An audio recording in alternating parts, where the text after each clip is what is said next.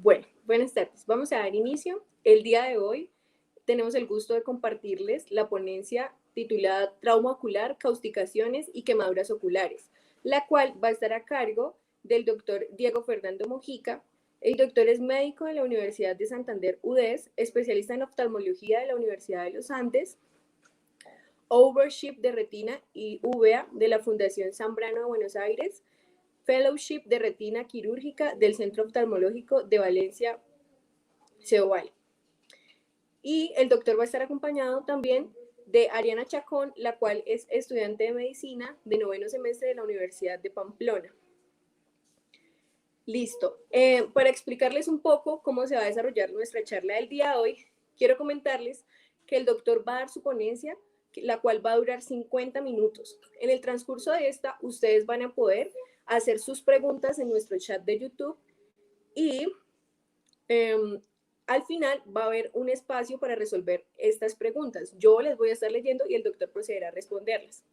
También quiero comentarles que se va a realizar un quiz al final de la charla, el cual pues tiene como fin evaluar la asistencia y la atención prestada a la charla. Este quiz va a tener, para tener acceso a este quiz, van a necesitar una palabra clave, la cual se va a decir en el transcurso de la charla. El quiz va a durar también 15 minutos. Hola, gracias, Cami. Buenas tardes.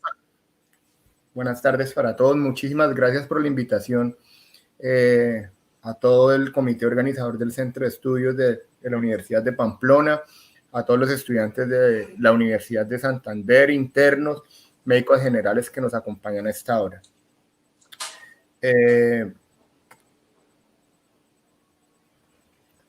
Básicamente lo que vamos a manejar en esta exposición es un poco de anatomía básica, cómo se realiza el examen oftalmológico, no desde el punto de vista oftalmológico, sino desde el punto de vista de un médico general, hablar de trauma ocular, quemaduras y causticaciones oculares. Si podemos tener algo más de tiempo y todo sale bien, podríamos tocar algunos temas de diagnóstico diferencial como ojo rojo y glaucoma y pérdida súbita de agudeza visual. Después pasaremos a la sesión de preguntas y posteriormente al quiz los que lo vayan a realizar. Entonces, básicamente, todos lo que vemos durante nuestra carrera son básicamente 2 semanas de oftalmología y la verdad es muy poquito tiempo para lo vasto y lo grande que es ya la oftalmología como tal. Existen varias subespecialidades como especialista en córnea, cirugía refractiva, estrabismo, glaucoma, retina y vítreo, porque es demasiado extensa. Voy a tratar de simplificarles un poco y de hacerlo lo más básico. La córnea es parte de los dos medios refractivos más pesados que tiene el ojo. Es nuestro lente externo.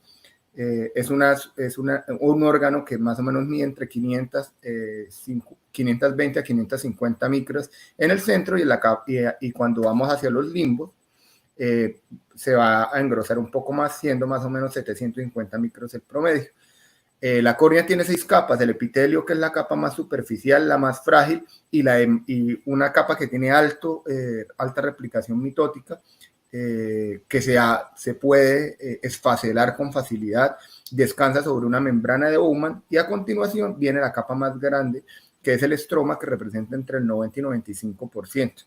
Este estroma descansa sobre una membrana que es la membrana de Descemet, y recientemente, en el año 2013, el doctor Dua describió una capa histológicamente que no se había descrito antes, pues que hasta ahorita se está estudiando, y básicamente tiene que ver con el tema de funciones de bomba y de alimentación y nutrición, ya que posterior a la membrana de Descemet encontramos el endotelio, que es la capa más interna. Son células hexagonales que son los encargados de nutrir a la córnea, debido a que la córnea es completamente vascular, no tiene vasos sanguíneos, y la forma de nutrición es a través del humor acuoso que entra en contacto con el endotelio, y la respiración a través de el oxígeno que difunde a través del epitelio corneal.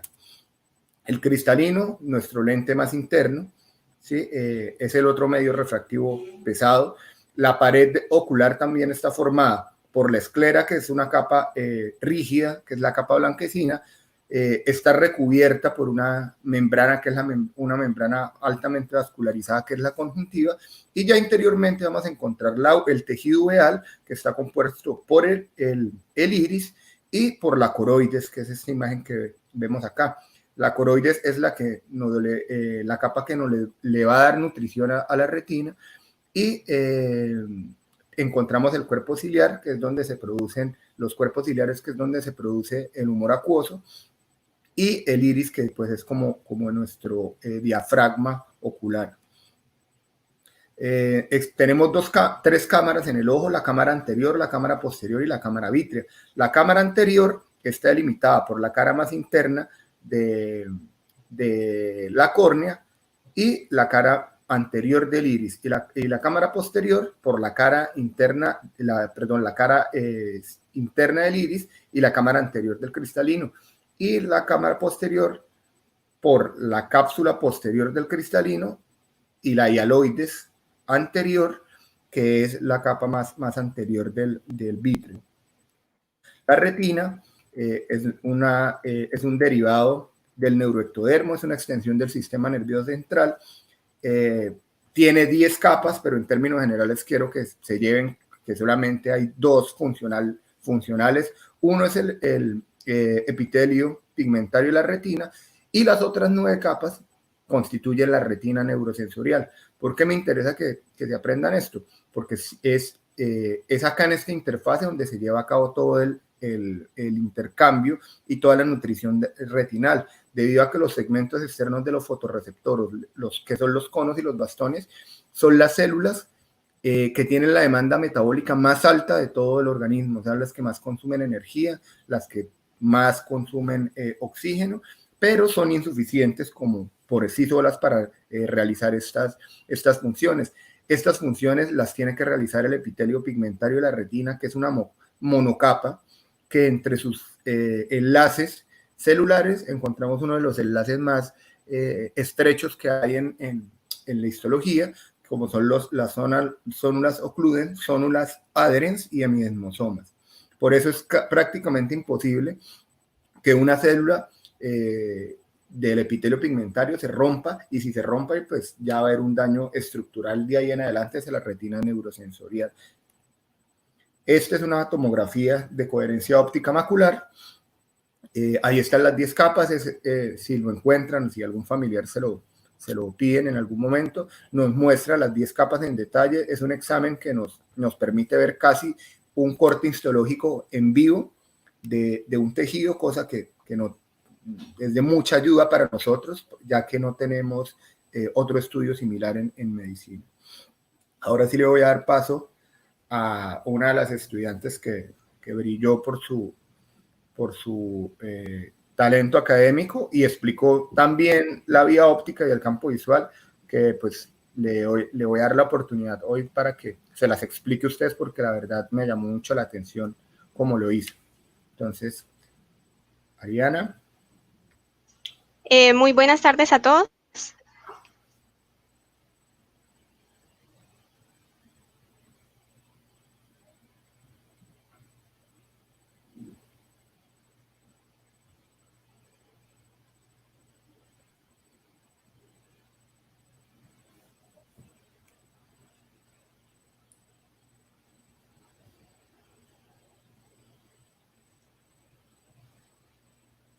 Bueno, muy buenas tardes a todos. Mi nombre es Ariana. Muchas gracias al doctor Mojica por permitirme compartir con ustedes, y pues quiero contarles en qué consiste la vía óptica o la vía visual y la vía pupilar, para que podamos entender cómo funciona normalmente y esas alteraciones tanto campimétricas como en la respuesta pupilar que se pueden evidenciar en un paciente. Entonces, para comenzar, la vía óptica inicia con las células nerviosas y funcionales de la retina. A su vez, en la retina se halla una importante estructura que es la fóvea, la cual nos permite dividir a la retina en una retina nasal y una retina temporal, una retina superior y una retina inferior.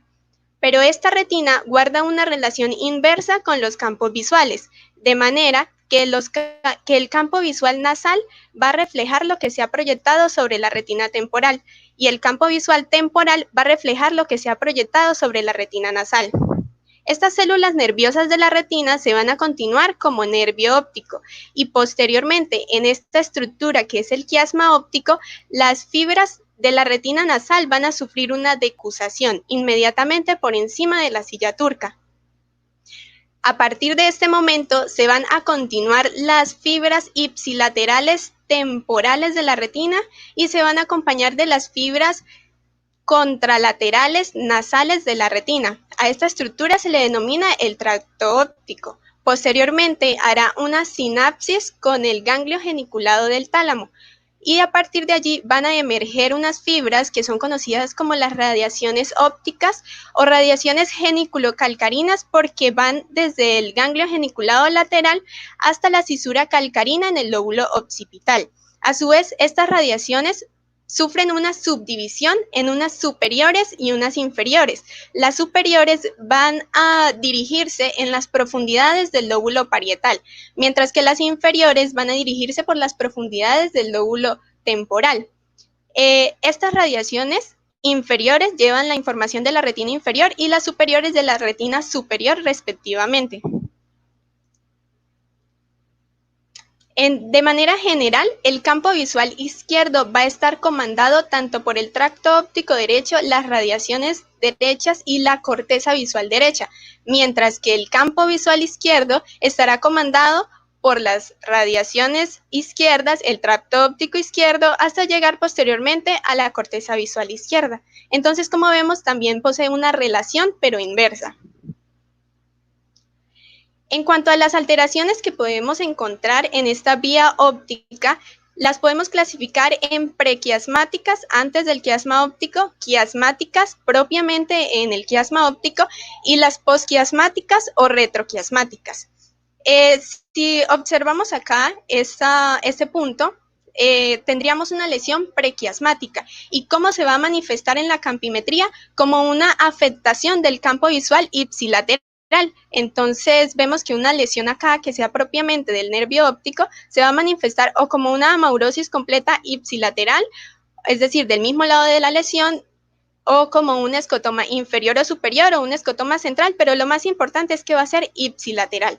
Si la lesión es ya propiamente en el quiasma óptico, vemos que se afectan las fibras nasales de ambas retinas. Entonces, como las fibras nasales son encargadas de la visión temporal, a este defecto le vamos a llamar una hemianopsia bitemporal o una hemianopsia heterónima.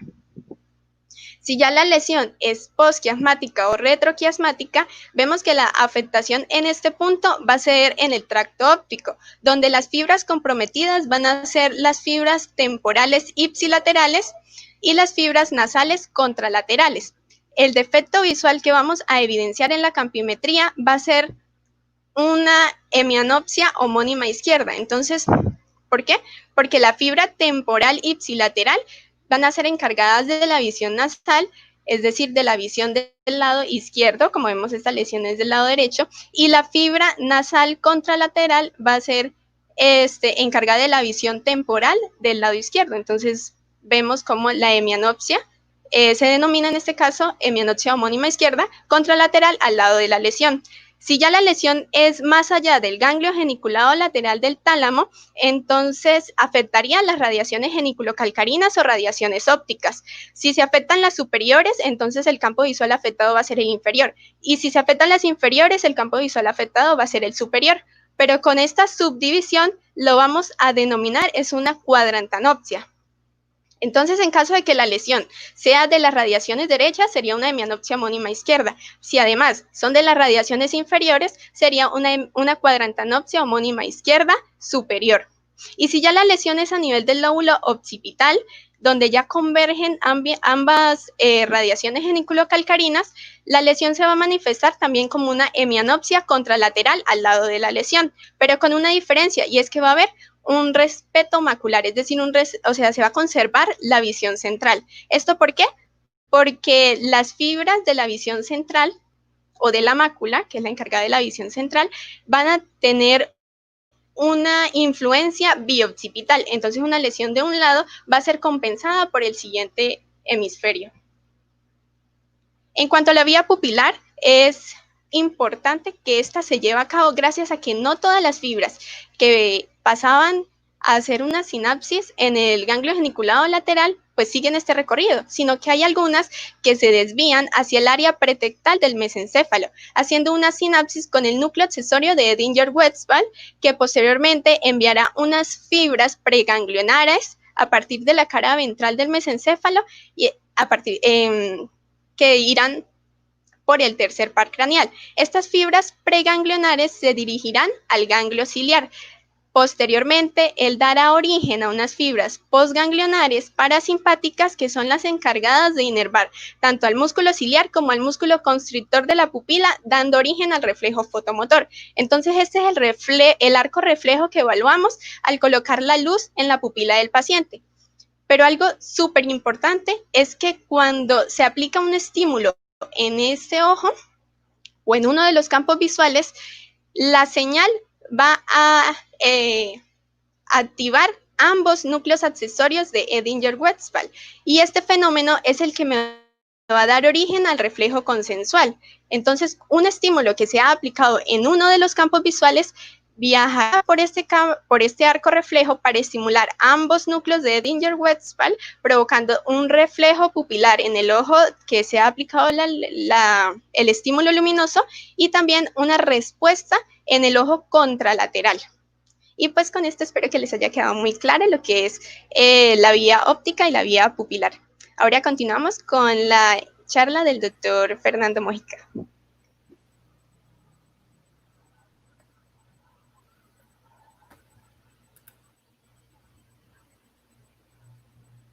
Ok, entonces, muchísimas gracias, Ariadna, por tu explicación.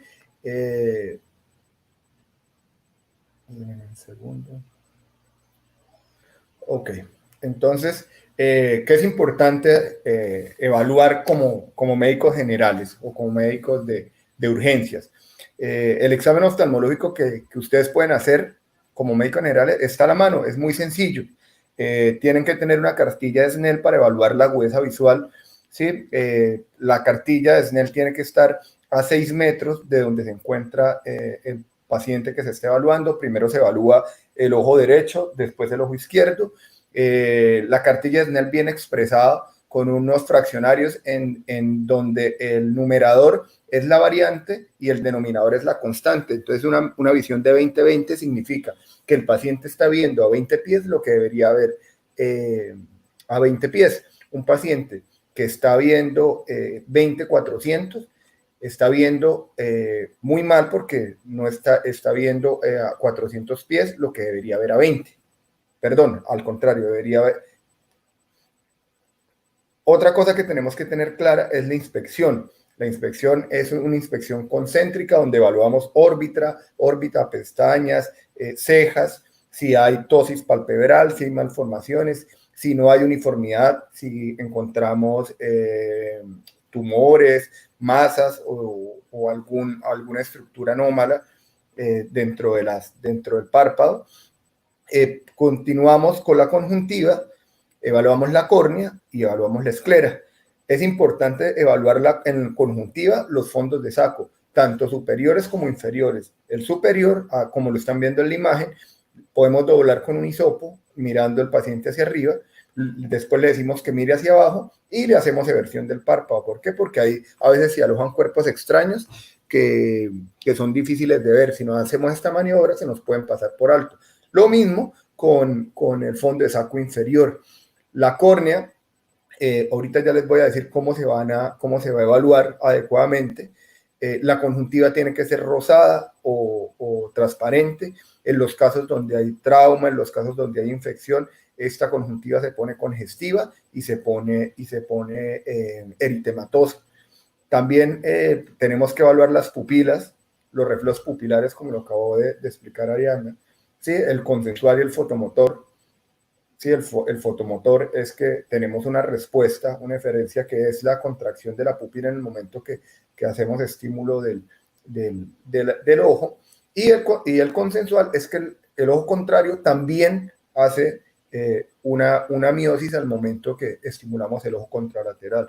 Los movimientos oculares, mirar si están simétricos, si tienen alguna exodesviación o endodesviación. Esto en el caso de estrabismo, que es muy evidente. Los estrabismos, pues ustedes no los van a evaluar, pero sí cualquier niño que tenga un estrabismo, pues es candidato a referencia para oftalmología inmediatamente. Acá tenemos el tamaño de las pupilas. La presión intraocular la podemos tomar de manera comparativa, ¿sí? Esto solamente lo vamos a hacer cuando estemos ante sospecha de un glaucoma agudo. Solamente el glaucoma de ángulo abierto, que representa más del 90% de los glaucomas, pues ustedes no van a tener que manejarlo. Si un paciente que presenta un cuadro de glaucoma agudo, esperemos nos alcance el tiempo para llegar hasta allá. Y la córnea, tenemos que vigilar la integridad, revisar si tiene heridas, si presenta cuerpos extraños, si presenta Seidel. Hay dos tipos. ¿El Seidel qué es? Es la salida de humor acuoso a través de una herida. Entonces, hay Seidel que son activos y hay Seidel que son pasivos. ¿Cuál es el activo? En el que vemos que tiene una herida tan franca que el ojo viene botando humor acuoso, está saliéndose espontáneamente.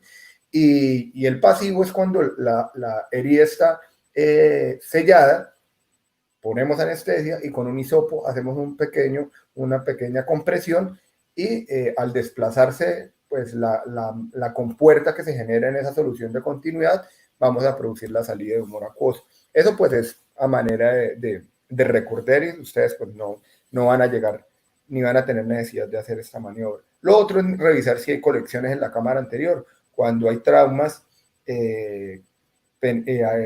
contundentes que nos presentan desgarros o microdesgarros de alguna de las estructuras del iris, nos puede sangrar, nos produce una columna de hemorrágica que se llama ifema. O en pacientes que tienen infección o que tienen uveitis, una columna celular que se llama hipopio. La manera más confiable de evaluar la córnea es con la prueba de fluoresceína, y eso es muy importante y es uno de los tips que quiero que se lleven, porque esa fluoresceína nos va a mostrar, como en este caso, lesiones en el epitelio corneal que no podemos ver a simple vista. Entonces, acá vemos que hay un área donde hay desepitelización y se nos concentra la fluoresceína. Esto lo podemos hacer a menudo, a diario. Ustedes lo pueden hacer. Instilan una gotica de anestesia, ponen una tirita de fluoresceína y con el azul cobalto de su oftalmoscopio directo o con el verde aneritra vamos a revelar la fluoresceína. En este caso, el paciente, pues como ven acá, superior e inferior, tiene áreas de desepitelización y muy seguramente va a llegar quejándose de que tiene sensación de cuerpo extraño.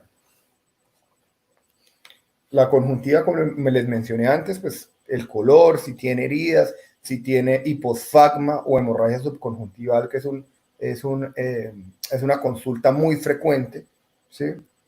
La sangre es muy aparatosa más en el ojo. Estos hiposfagmas normalmente regresan y se decantan espontáneamente, no hay que ponerles ningún tratamiento ni tienen afectación ocular, pero en pacientes mayores de 60 años tenemos que revisar que no tengan problemas cardiovasculares. Y el famoso fondo de ojo, que ustedes ya lo debieron haber estudiado en medicina interna. Entonces, ¿qué me interesa que ustedes sepan del fondo de ojo? Solamente que sepan identificar la única emergencia que existe en oftalmología, que es el papiledema bilateral. Si ustedes les consultan un paciente que tiene edema del disco de los dos ojos, córranlo y mándenle de una vez la tomografía contrastada cerebral y lo manda, y si pueden resonancia, y lo mandan de una vez a neurocirugía, porque papiledema bilateral es aumento de la presión intraocular, ya sea por un evento compresivo, como aneurismas que están a punto de romperse o que se están rompiendo en ese momento. Adicionalmente, si el paciente tiene síntomas neurológicos, cefalea intensa, vómito, el paciente requiere manejo neuroquirúrgico de emergencia. Entonces acá tenemos básicamente la anatomía de la retina. Esta es la mácula, el punto de máxima visión, donde se encuentra la depresión foveal, que es lo de toda la retina, es lo que más nos interesa que se conserve. Si hay una lesión en este punto, la visión central se va a perder. Acá tenemos la emergencia del nervio óptico, donde tenemos la vena nasal superior, la inferior y la temporal superior y la temporal inferior, igual acompañado con la arteriola. Entonces, hablando ya sobre trauma ocular como tal, entonces, ¿qué debemos preguntarnos respecto al trauma ocular? ¿O cómo es la anamnesis? ¿Qué le debemos preguntar al paciente? ¿Cómo, dónde y con qué se lesionó? ¿Hace cuánto tiempo? ¿Qué medicamento usado? Más si están en el campo, porque vemos que muy frecuentemente las personas en nuestro país utilizan muchísimas cosas que a ustedes les parecerá increíble, pero a mí me han llegado pacientes que han usado ácido de baterías, limón, vinagre, agua con azúcar, limonada, leche materna, en fin, orines, miel de abeja. Bueno, se echan de cuanta cosa y eso pues nos puede agravar el cuadro del trauma ocular. Y la revisión por sistemas, por si el paciente no nos aporta mucho. Siempre yo digo que la revisión por sistemas en semiología es algo que es como el chequeo que hacen los pilotos de los aviones cuando vamos a despegar. Si tenemos una buena revisión por sistemas, si se nos pasó algo, en este momento es donde vamos a volver a preguntar o a preguntar algo que se nos está escapando. Entonces, si tiene dolor, si tiene epífora, que es el lagrimeo, si tiene sangrado, si tiene salida de líquido o seidel, si tiene alteración de la agudeza visual, porque es importantísimo y estamos, ante todo trauma ocular hay que evaluar agudeza visual, si tiene fotofobia, si tiene diplopía, si está viendo doble. Entonces, esta es la clasificación de Birmingham, que es la clasificación que utilizamos todos los que trabajamos en trauma ocular. Son dos brazos grandes, el cerrado y el abierto. El cerrado puede ser contuso o puede ser contuso con laceración lameral, ya sea esta laceración donde va a ser o en la córnea o en la conjuntiva. Y vamos a tener el abierto, que es con ruptura, que es cuando el ojo llega casi explotado, ¿sí? Con pérdida anatómica, y la laceración, que puede ser perforante o penetrante. Perforante cuando tiene un orificio de entrada y un orificio de salida, ya lo vamos a ver, o penetrante cuando solamente tiene un orificio de entrada. Hay otra condición que es el cuerpo extraño intraocular, que puede estar en cualquiera de las dos variantes, perforante o penetrante, pero lo más frecuente, en el 98% de los casos, es que el penetrante, si es por guadaña, sospéchenlo siempre. Paciente que haya tenido un traumatismo cuando estaba guadañando, siempre sospechen que es un trauma penetrante con cuerpo extraño intraocular. Entonces, para repasar, tenemos el trauma, este trauma como está tocando directamente a la córnea, muy seguramente la va a lacerar.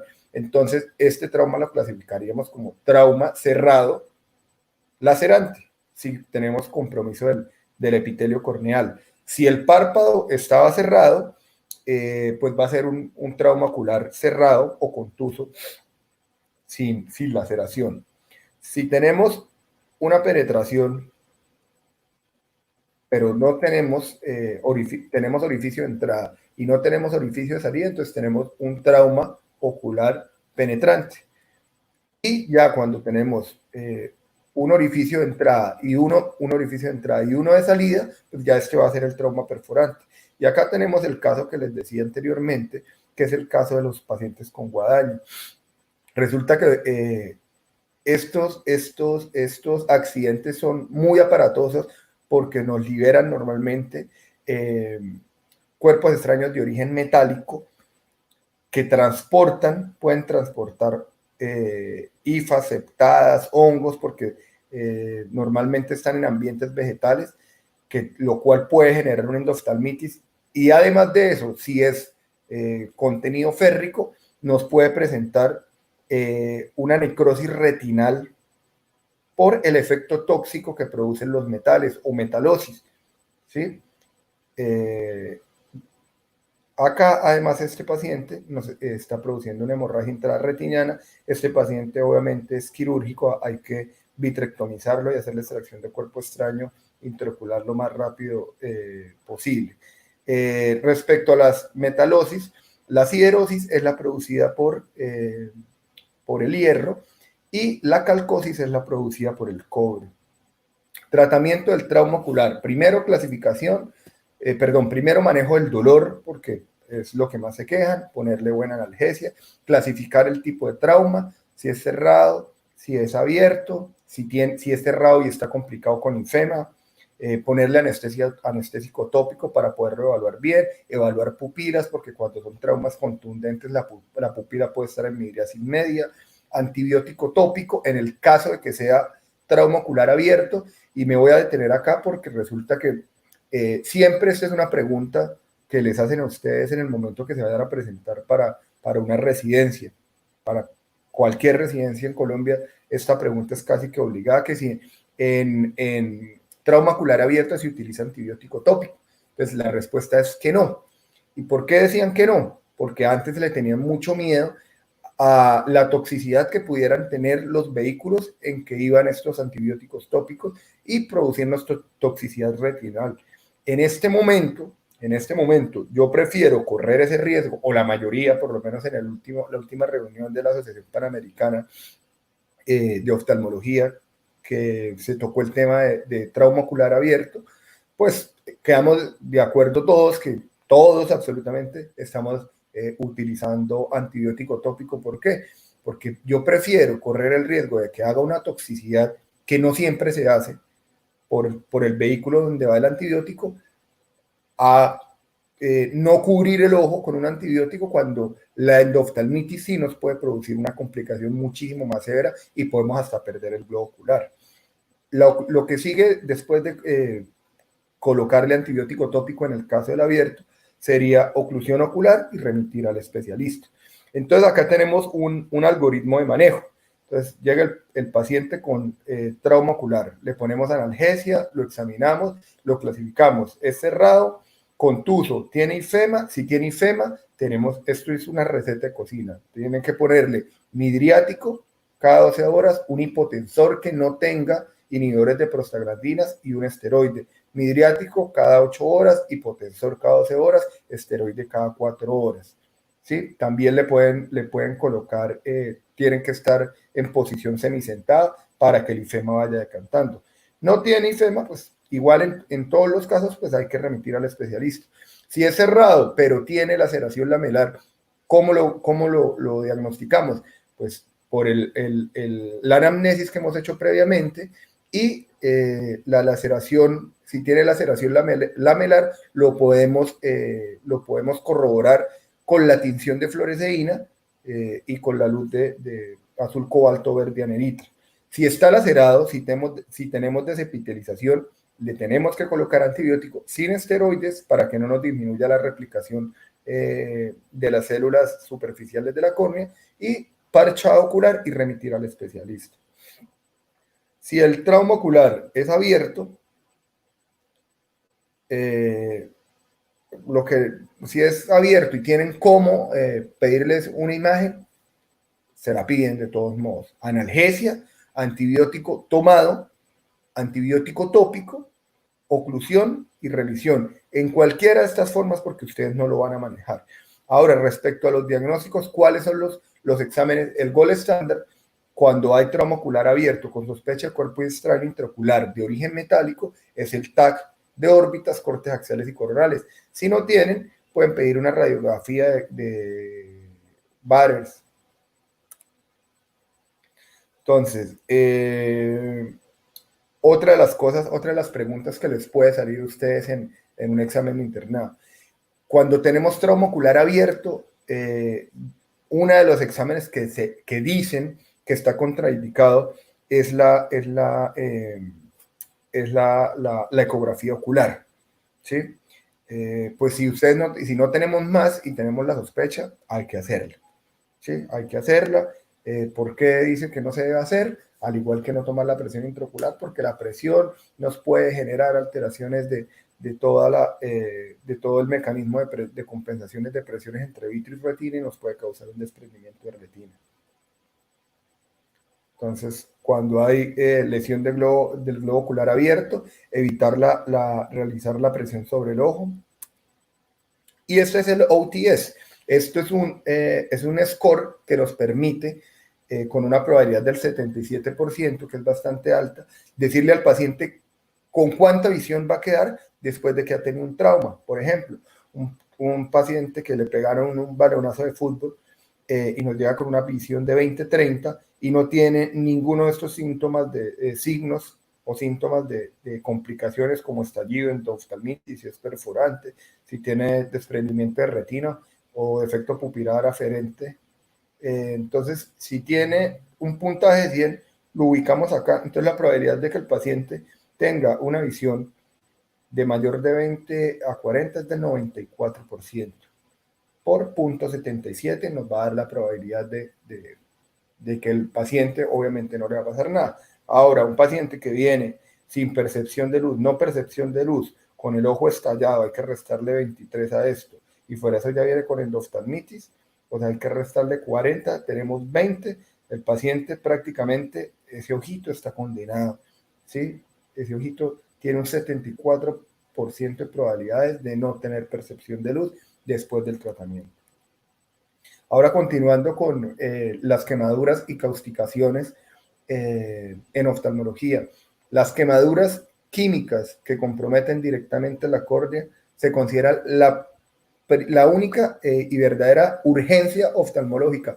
Ojo, que anteriormente les dije que la verdadera emergencia era el papilema bilateral. ¿Emergencia qué es? Cuando tenemos una noxa que nos puede poner en compromiso la vida del paciente. ¿Sí? La urgencia no necesariamente nos compromete la vida del paciente, pero sí la del órgano. Entonces, ojo con eso. Emergencia, papilema bilateral, urgencia, quemaduras y causticaciones oftalmológicas por álcalis y ácidos. Entonces, acá tenemos nuestro ojo con nuestra membrana celular, con nuestra bicapa lipídica, membranas, proteínas transmembrana, receptores de superficie, y tenemos una sal alcalina. La reacción que nos va a producir el álcalis con el ácido graso es un proceso de saponificación donde se nos produce jabón y se libera una molécula de agua. ¿Esto por qué es importante? Porque resulta que al producir esa saponificación nos aumenta un aumento de la presión intraocular por contracción de la esclera y además nos produce daño del trabéculo. El sistema trabecular es el sistema por donde se está drenando el humor acuoso, y al no tener cómo salir, pues se nos forma un círculo vicioso.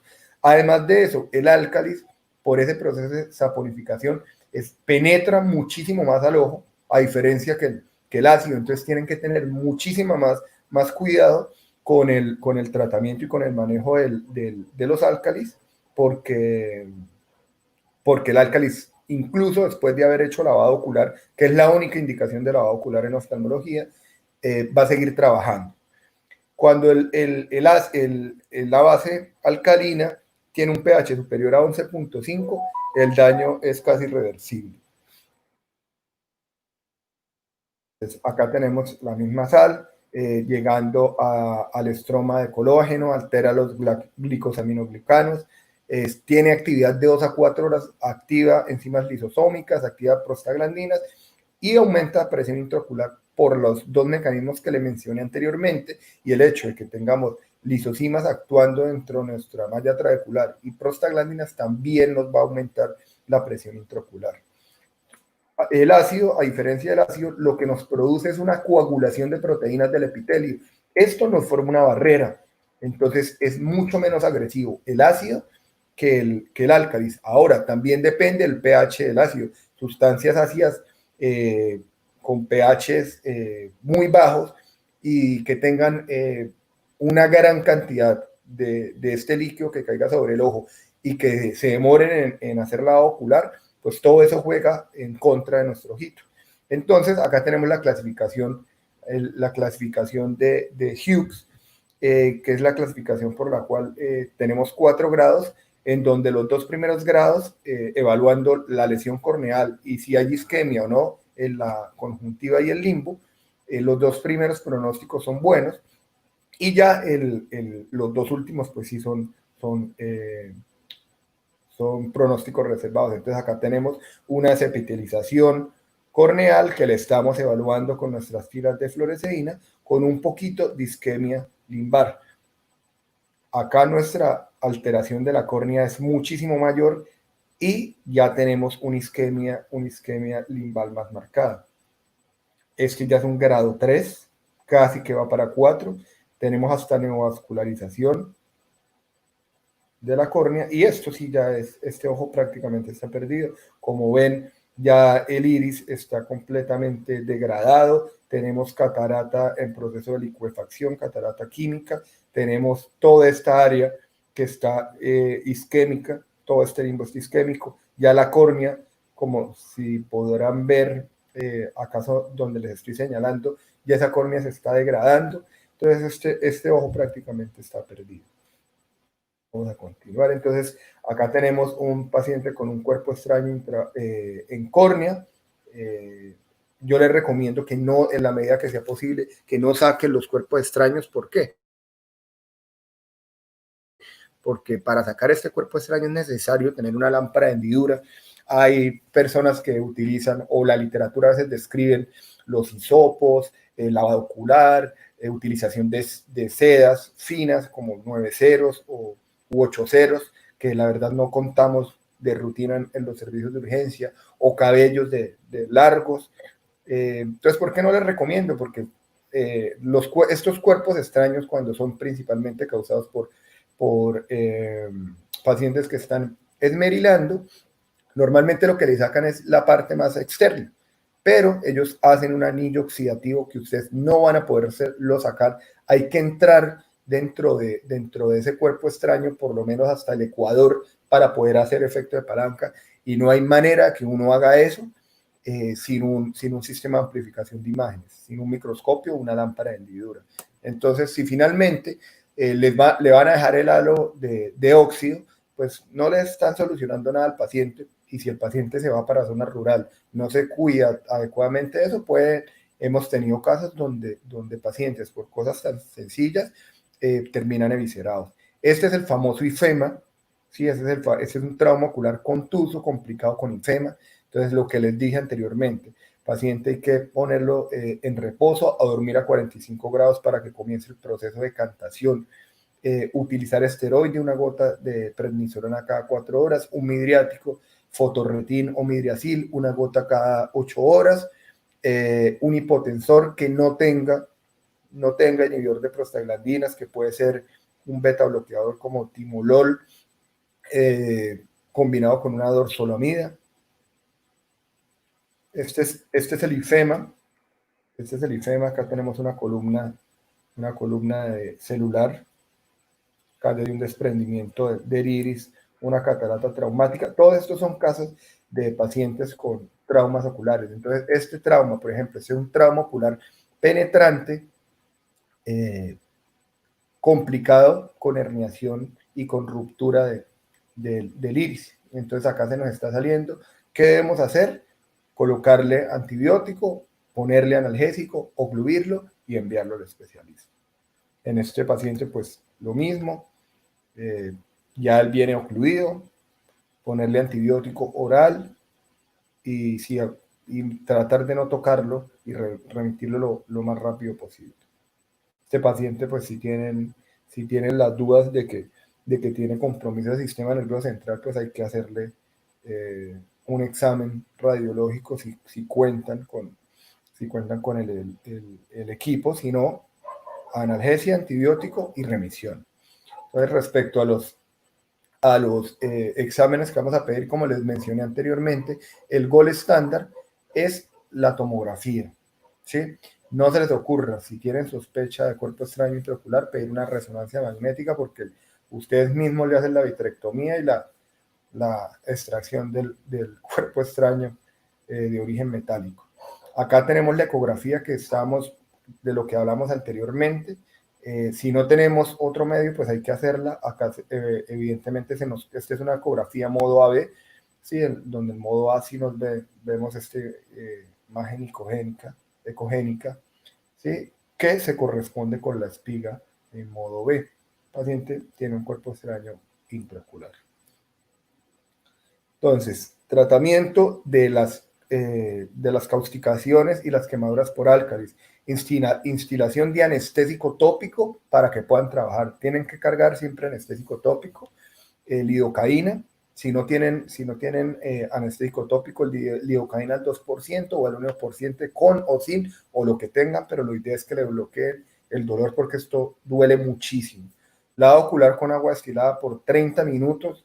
En ácido, estamos hablando de ácidos y álcalis, analgésico por vía endovenosa, antibióticos tópicos, prednisolona oftálmica cada 2 horas, cicloplégico o midriático cada 8 horas y referir al especialista. Si ustedes hacen adecuadamente estos pasos, ustedes le pueden salvar el ojito a un paciente. Y tienen que educarlos. ¿Sí? Pacientes que trabajan en minas de cal o con cemento o en construcciones, el cemento, el cal, el carburo, la soda cáustica, todos esos son álcalis. Tienen que educar ustedes a la población donde vayan a trabajar y que sepan qué hacer en el momento que lleguen a tener un accidente de esto. Voy a pasar a la parte final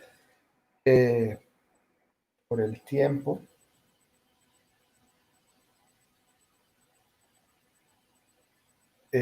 La palabra clave para el examen, para el quiz, el que lo vaya a realizar, es oftalmo.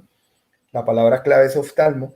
Entonces, ¿qué deberían llevar ustedes cuando van a un servicio de urgencias como médicos generales si quieren evaluar un paciente oftalmológico, le llega un trauma ocular, o si van a un rural?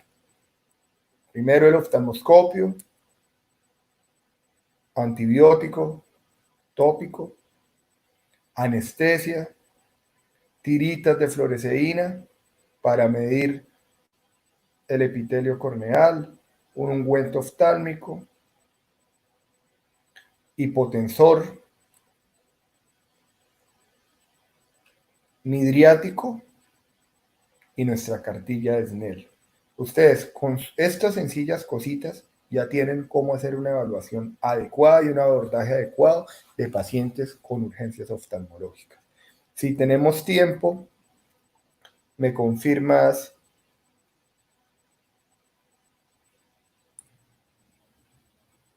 Doc, quedan 24 minutos. ¿Cuánto? 24. 25 minutos. Sí, señor. Bueno, vamos a hablar en los 24 minutos tenemos que hacer el quiz o... No, señor. Quedan 24 minutos de su charla y luego los 10 minutos de pregunta y ahí en adelante ya el quiz. Perfecto.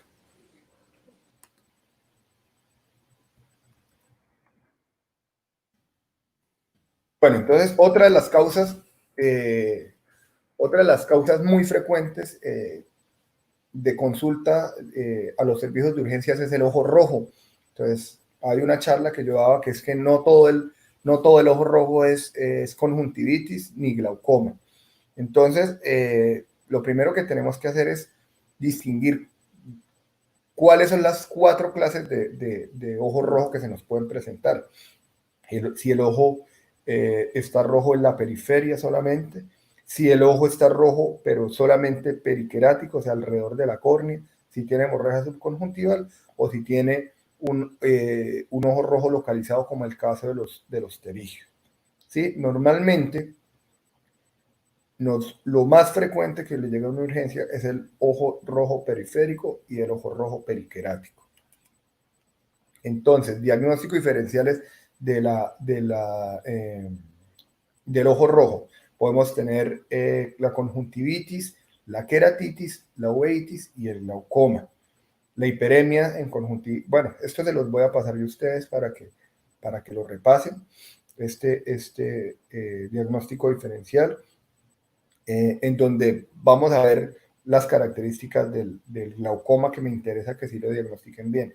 No tiene sensación de cuerpo extraño, no tiene secreción, la fotofobia puede ser moderadamente importante e incluso intenso, dolor intenso, súper intenso, midriasis media, ¿sí? O sea, si está un ojo en midriasis media, tiene bloqueado el reflejo fotomotor y tiene bloqueado el reflejo consensual de ese ojo, y apenas le tocan ustedes el ojo, siente que hacen la digitopresión comparativa, sienten que el ojo está como una piedra y el paciente le dice, me vomité del dolor tan intenso que tienen, muy seguramente es un glaucoma. Obviamente, a todos pacientes con ojo rojo le tienen que hacer pruebas con tinción de fluoresceína para ver cómo está el epitelio corneal. Entonces la conjuntiva, pues acá es una conjuntiva normal con una conjuntiva transparente o rosadita, y ya si cuando se pone roja, pues es muy evidente porque le dicen mirada china y pueden llegar con diferentes tipos de secreciones. Entonces, ¿cuáles son las conjuntivitis más frecuentes que hay? La viral, la bacteriana o la alérgica. Resulta que en el argot popular se ha regado el cuento de que la neomicina, polimixina y dexametasona son los medicamentos de elección que utilizan todos los médicos generales. Entonces, ¿qué es eso? Eso es un escopetazo.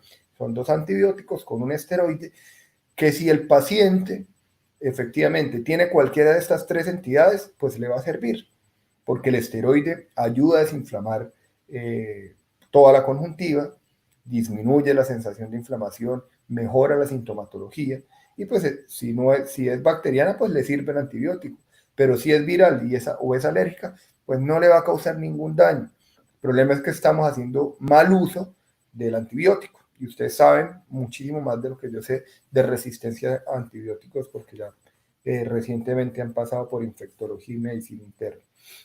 Entonces, mucho cuidado con eso. Además, nunca manden esteroide sin evaluar integridad del epitelio corneal. ¿Y cómo se evalúa? Con fluoresceína. ¿Por qué? Porque resulta que una conjuntivitis, si el paciente se ha rascado mucho, si ha hecho una desepitelización, tiene una solución de continuidad que se puede convertir en una queratitis. Y en queratitis, si en cualquiera de las formas de queratitis está contraindicado el esteroide.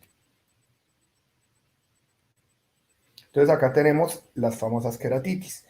Este diagnóstico es de libro, una queratitis viral, herpética, así se ven. Así pues, algunos de ustedes han tenido la oportunidad de verla en consulta con nosotros. Este diagnóstico con la tirita de fluoresceína, la anestesia y el azul cobalto hicieron diagnóstico. Si ustedes no hacen esto, pues nunca la van a ver, porque nunca van a teñir. Estos son los nervios corneales que están invadidos por el herpes, y el tratamiento básicamente es con aciclovir tobao y ganciclovir en gel. Esta es una queratitis bacteriana, una úlcera ya de bordes irregulares, con mucha congestión de toda la conjuntiva, inyección ciliar y periquerática en 360 grados, tiene hipopión, y esto ya es bien complicado. Estas 2 queratitis son las más difíciles de manejar, incluso las tasas de recuperación son menores al 50%. El paciente nos lo tienen que mandar. Las micóticas son supremamente agresivas, en 24 o 48 horas nos están haciendo cuadros hiperagudos de esta manera. Y la otra forma es la queratitis por amebas o por acantamoeba, que es muy frecuente en pacientes que utilizan lentes de contacto. El tratamiento para la queratitis viral es ganciclovir. El tratamiento para la conjuntivitis bacteriana es moxifloxacina. El tratamiento para la queratitis micótica es natamicina, anfotericina B, fluconazol, itraconazol o cualquier fórmula magistral que encuentren. Y el tratamiento para la queratitis por acantamoeba es con clorexidina. También existen otras queratitis que no son infecciosas. La queratitis por exposición, que es la queratitis que le da a los pacientes de unidad de cuidados intensivos. La fotoqueratitis o la queratitis de los soldadores, pacientes con cuadros muy agudos que llegan con dolor bilateral y la principal característica, el principal síntoma que refieren es fotofobia bilateral con dolor intenso. El tratamiento de todas estas queratitis es solamente hidroximetilpropilcelulosa o cualquier lágrima artificial y parchada durante 24 horas y mejoran bien. Entonces, a ustedes, por ejemplo, les puede llegar un paciente con una queratitis viral.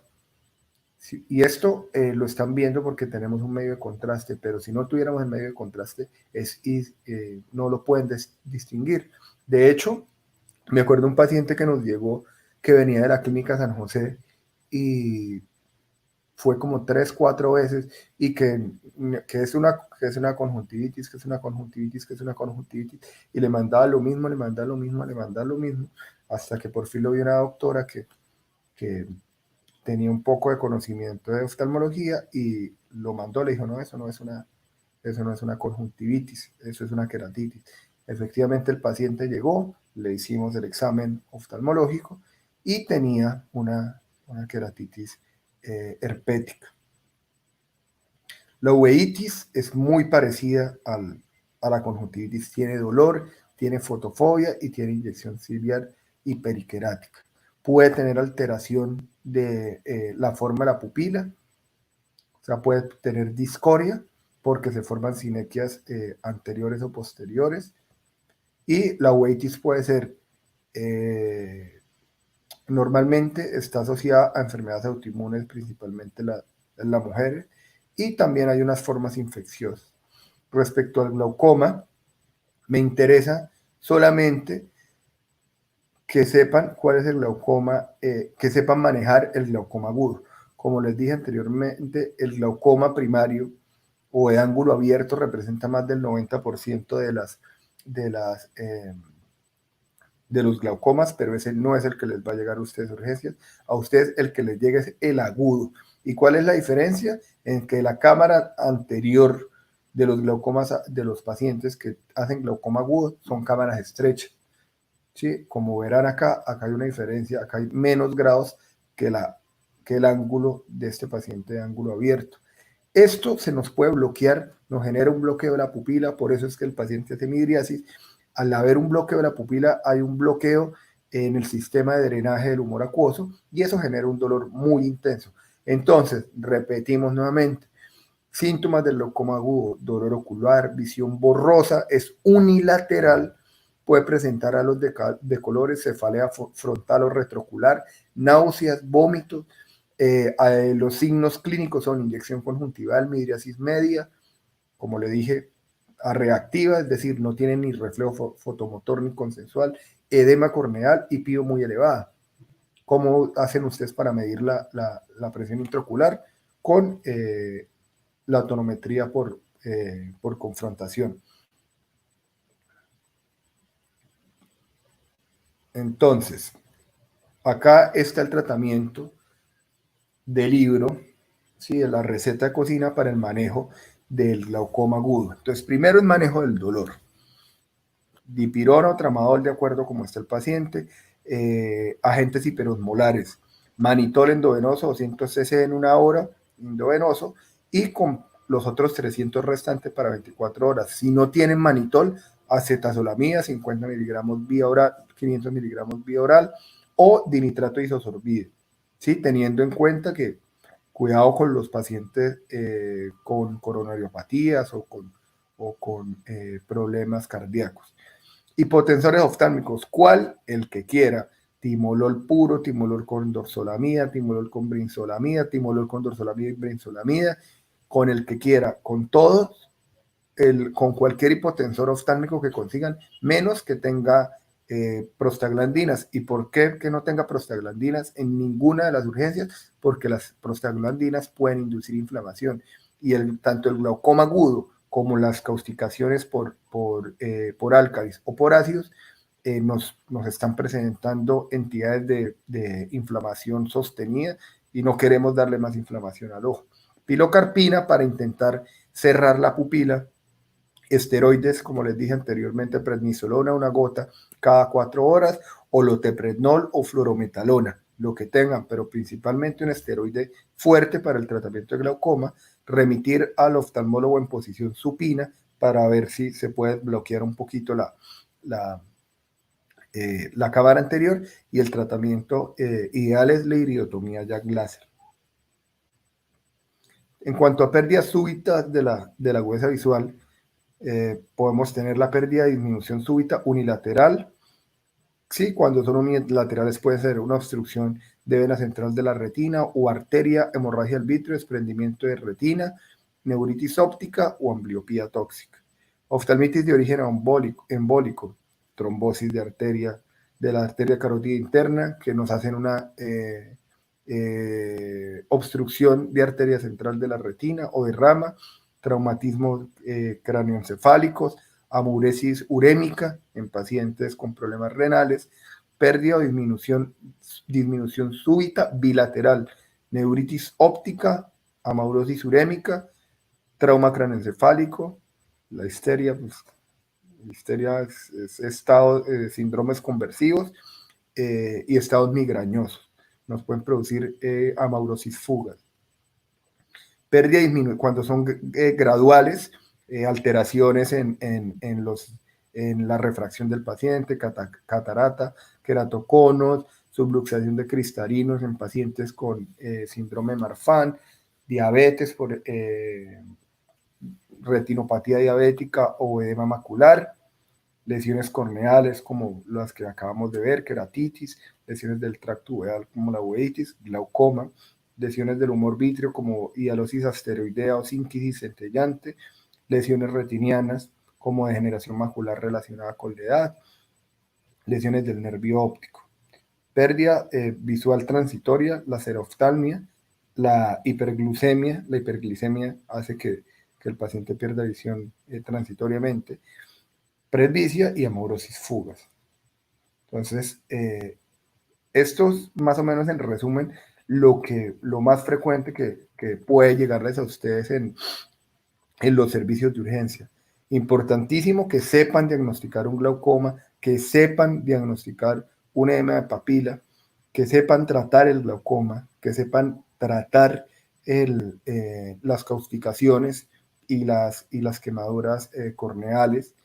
Importante que sepan clasificar el el trauma ocular, y ustedes pues básicamente se están dando cuenta que todo lo que les estoy diciendo lo tienen a la mano, ¿sí? Lo tienen a la mano, no necesitan tener equipos de alta tecnología. Con el carrito que les recomiendo y se los vuelvo a repetir, les hago hincapié nuevamente, si ustedes llenan su carrito y le prestaron atención a esta charla, muy seguramente le van a dar un buen manejo a sus pacientes de oftalmología de ahora en adelante o los que van a llegar. También, si les dan un buen manejo y revisan esta charla que pues es de ustedes, cuando el que la quiera pues puede hablar con el grupo, con el comité organizador y la tienen. Igual las van a tener, los que son estudiantes, van a ser estudiantes de octavo de la Unipamplona, la van a tener, y pues la información es para compartirla, y el que quiera revisarla cada vez que le llegue una urgencia, pues la va a tener a su disposición cuando quiera. Entonces no me resta nada más que agradecerle. Siempre termino con esta diapositiva, siempre me gusta terminar con esta diapositiva, y espero que haya sido de su agrado la exposición de hoy. ¿Sí? ¿Preguntas? Listo, Doc. Sí, muchas gracias por la charla. Nos pregunta Jorge Andrés. Doctor, una pregunta. ¿Qué antibiótico tópico en caso de trauma ocular es el más recomendado para aplicarle al paciente? Vamos con el penetrante. George, Hay que colocarle moxifloxacina, básicamente. Si es trauma ocular penetrante, una fluoroquinolona de tercera a cuarta generación, o moxifloxacina o gatifloxacina, una gota cada hora, y parchar el ojo mientras llega al oftalmólogo, al cual lo van a remitir.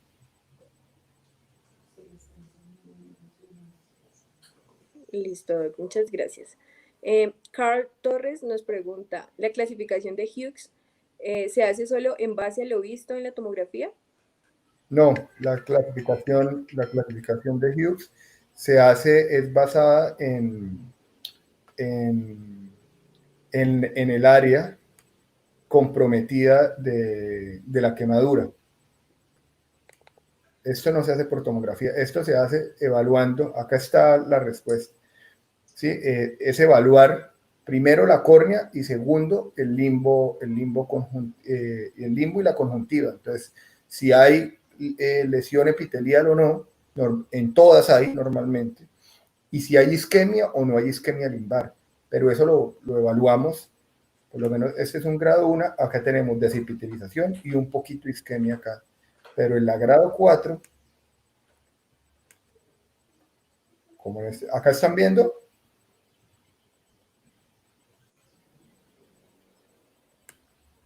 el grado 4, ok, el grado 4 ya tenemos una alteración completa de todas las capas de la córnea con una isquemia limbar casi completa. Este paciente muy seguramente pues va a perder el ojo si no se le hace un recubrimiento conjuntival.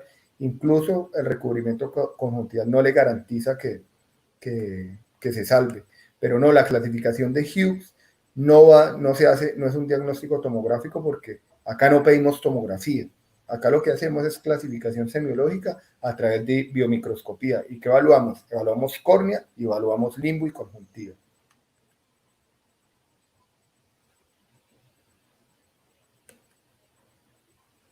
¿Sí? Listo. Y nos pregunta Steven Guerrero, buenas tardes, doctor. ¿La oclusión de ojo con cono ocular la recomienda? ¿La qué? La oclusión. La oclusión del ojo con cono mire, ocular. La oclusión ocular, a mí ni siquiera me gustan esos parches que venden en la farmacia. La oclusión ocular, ¿qué es? Bloquear la función del elevador del párpado, ¿sí? Y eso lo pueden hacer ustedes con una tirita micropore. Ustedes le ponen una tirita micropore de acá hasta acá al paciente y abre el ojo. ¿Qué queremos? Que el paciente no lo abra. Entonces, a veces esos parches que tienen es el pegamento por fuera, pues nos dejan parpadear, y como nosotros tenemos visión, nuestra visión es binocular y lo que hace un ojo lo hace el otro, entonces yo lo que quiero es bloquear y que el paciente no parpadee. Entonces siempre péguenle micropore, y le pueden poner conito, o le pueden poner parchecito, o le pueden poner gasa y encima le ponen más micropore, lo que quieran, pero siempre y cuando lo que hay que hacer para ocluir es bloquear la función del elevador del párpado y que el párpado esté cerrado.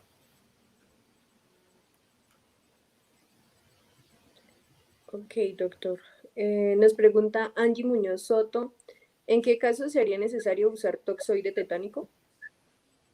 Trauma ocular siempre que tengamos contacto con cualquier metal. Siempre que tengamos contacto con cualquier metal. Entonces, un trauma ocular penetrante con sospecha de cuerpo extraño intraocular de origen metálico, paciente que está guadañando, hay que colocarle toxoide. Paciente que se metió un cuchillo o un destornillador en el ojo, hay que colocarle toxoide tetánico.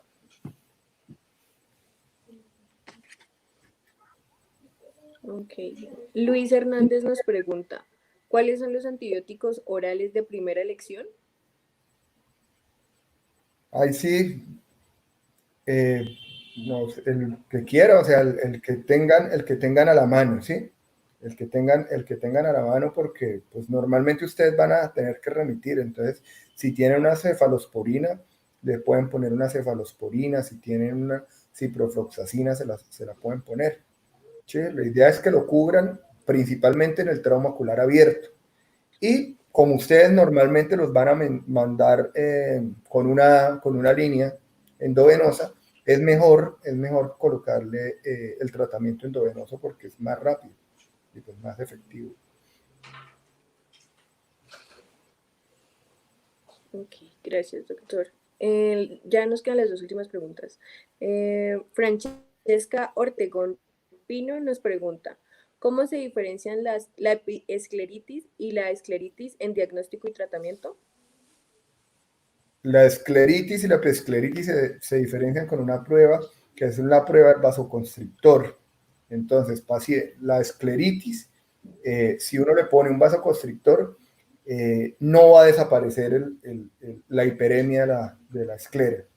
No va a desaparecer. La epiescleritis sí. La epiescleritis es un plexo más superficial.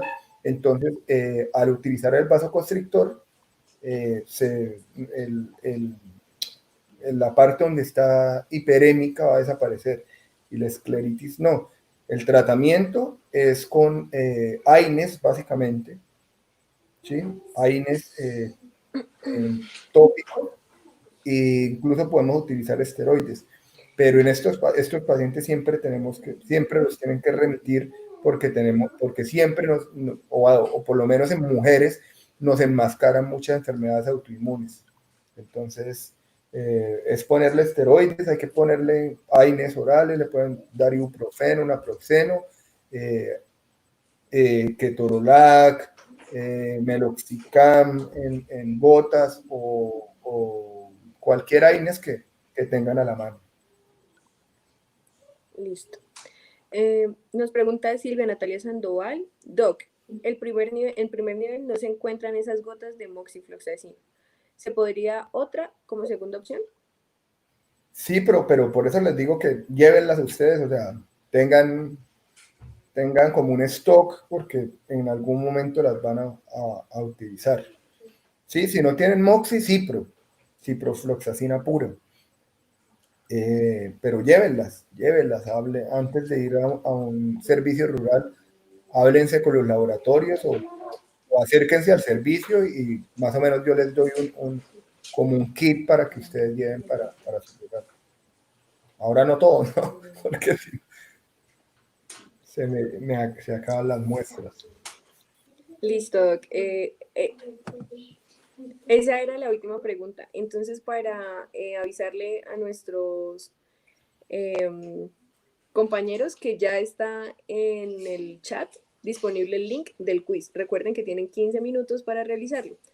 Doctor, darle las gracias de parte del Centro de Estudios. Muchas gracias por su disponibilidad, por esta charla tan enriquecedora para todos, por su tiempo. Y nada, a ustedes por prestar atención a nuestra charla y por estar disponibles también para nosotros. Muchas gracias. Les recuerdo ya la palabra clave se dio para que puedan ingresar al quiz.